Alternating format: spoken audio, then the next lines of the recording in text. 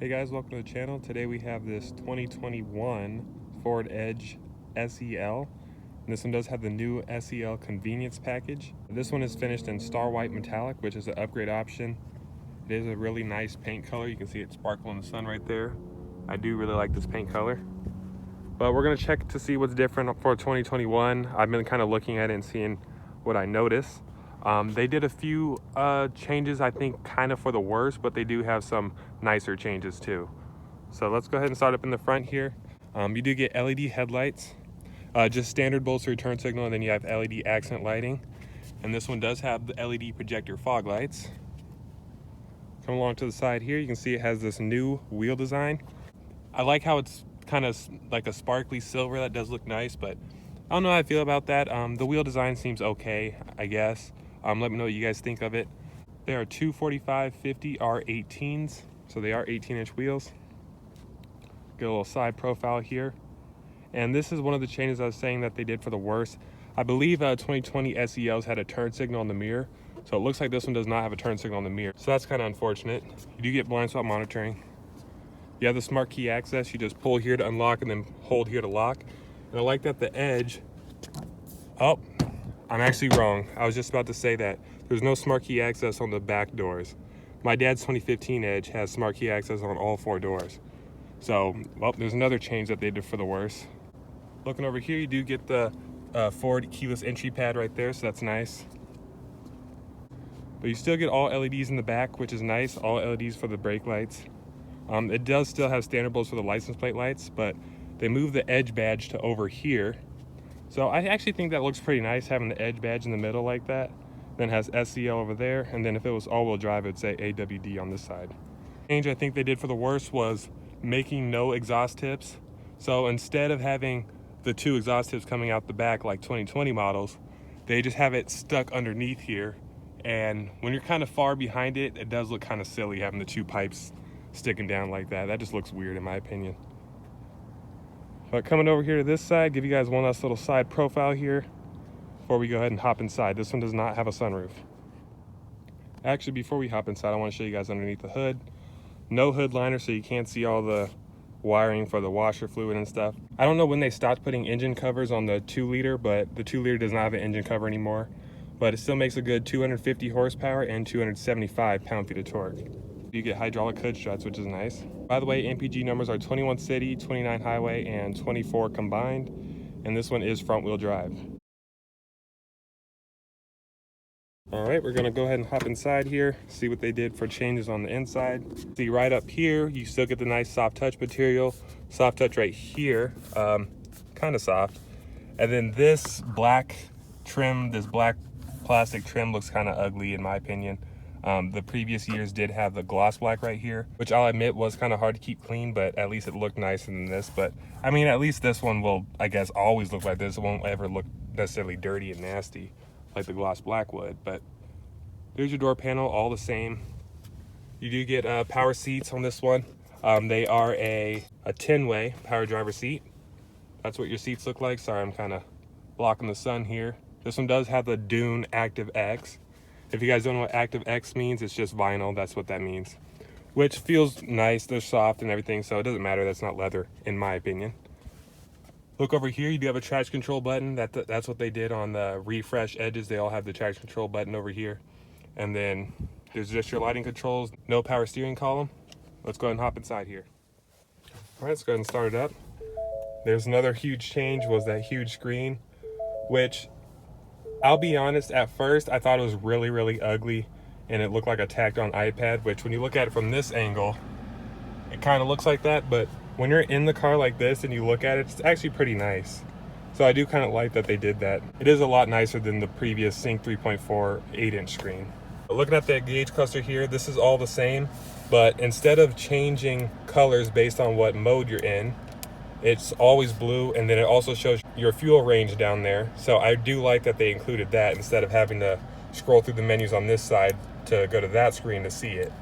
So I do like that they put their fuel range over there. But this area is pretty much all the same except for those little changes. Steering wheel is the exact same design, still feels nice. Obviously, the huge change is the big screen. So basically you can choose the different things that you want to show. It'll show it down there. So there's like your navigation, your phone, Bluetooth audio, and you can change between different stuff here. If you click that, it pops down some quick apps you could use. And then if you click the car over here, this is to adjust all your car settings, like your sound, if you had a phone connected, vehicle stuff, change the door pad code, general settings, all the normal stuff you'd expect, but it does look a lot nicer in this screen. And then towards the bottom part of the screen, it always shows your climate control down here. So if you click that screen, it goes through all the climate controls. And I do like the way they did the graphics on this, because I like where it shows where the air is coming out. So if I click this, it'll show it come down at the bottom. So I do like that. I'm gonna put that back at the top though. This one does happen to have heated seats, which you turn on like that. Pretty cool design there. And then this, you now get a camera button on all models, even if it doesn't have the surround view camera. So there's your backup camera up there. It actually looks pretty nice. And then this is for your parking sensors. So that's kind of updated. Instead of showing the car in the corner of the backup camera screen, it shows the car like right there, since it's using the huge screen. So I like that. I like that design. And then you just have regular audio controls, volume knob, tune knob. Look down here. You no longer get a lid for this area. It's just open, no light, of course. But since this one has a convenience package, you get a wireless charging, and then 2 USBs over there. Looking down this area, has a new trim right here. Rotary gear shifter, electronic parking brake, auto start stop, little storage area. Open this up, it is pretty soft. You have a little tray right here, and then more storage. No light though, they took that out. And then 12-volt power outlet. Looking over here on the passenger side, you get this new trim. And then opening up the glove box, no light, but it is still pretty nice in here. Looking up top, this one does have an automatic dimming rearview mirror, LED lighting for the inside, glasses holder, and garage door home link. I think this is included in the convenience package. Looking over here, you do still get illuminated vanity mirrors, so that's nice. Well, let's go ahead and check out the back real quick. All right, guys, checking out the back. It's still soft touch, which is nice, and then soft touch down here. The seats are really comfortable in the back. You do get a fold down center armrest. There's your 2 vents right there, and then instead of having a lid, it just has the USBs exposed. Then it has the home power outlet right there. And then a little storage. No heated rear seats on this one because it is a SEL. It's not the high-end models. But there's one last little look at the back seat. There goes the power trunk. It is still power, so that's nice. For the convenience package, that is. Then over here you have buttons to fold down your seats, and you also have a 12-volt. But you can see there's a bunch of room back here. Stick a lot of stuff back here. Since this one doesn't have the subwoofer, it does have this little cubby over there, so that's interesting. And you do get an LED light, some more little storage. And if you open this up, you have a whole bunch of storage around the spare tire, which is pretty cool. But there's one last little look at the trunk. All right, guys, now that we showed off everything, let's go ahead and take this Edge for a spin. It's setting off in the new Edge. Everything feels the same so far, like it should be. Like I said, the only thing you notice is that huge screen in the middle now, and then this is always blue. But it still drives the same so far. One thing I just noticed is that this car does not have paddle shifters. About to turn onto the street here. See how the transmission shifts. Okay, we got a big Super Duty making a bunch of turbo whistle noises. Those Super Duty guys are funny. But we're gonna go ahead and put it in S here. There we go, put it in S. And we'll see how it takes off, just a little bit of throttle.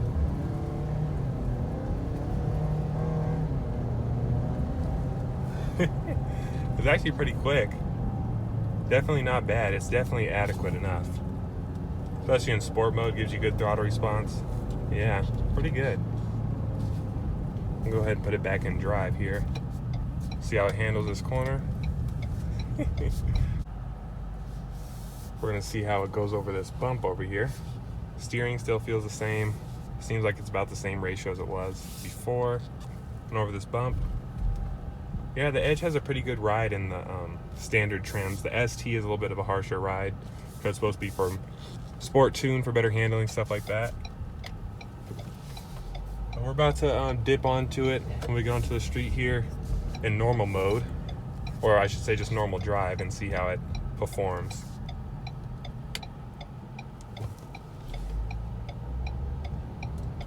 straight.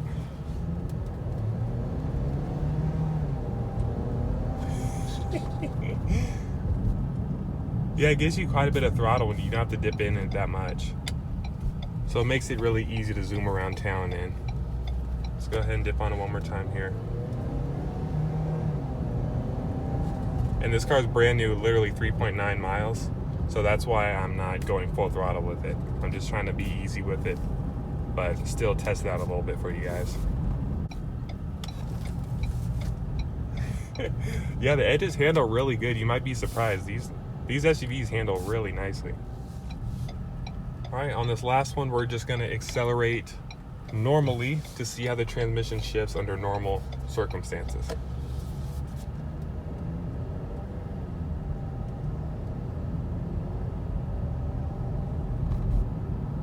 It's smooth sometimes. Like, this transmission's a little bit weird. Like, sometimes it can be jerky and have hard shifts, and sometimes it can be buttery smooth. But for the most part, it's pretty decent. You won't notice it. All right, guys, I didn't catch it on camera, but it did do kind of like a hard shift.